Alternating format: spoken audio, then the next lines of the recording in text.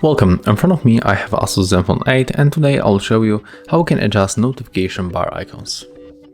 So we have to open notification bar, then you can slide right here and check what you got here. If you want to customize, tap on this pencil. And if you want to change position of these icons, for example, you want to get flashlight a little bit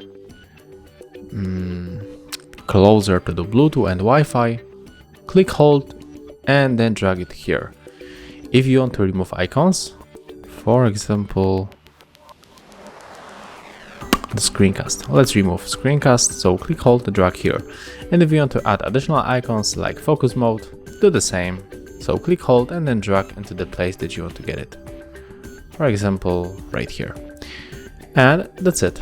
Right now we can just go back and everything was saved.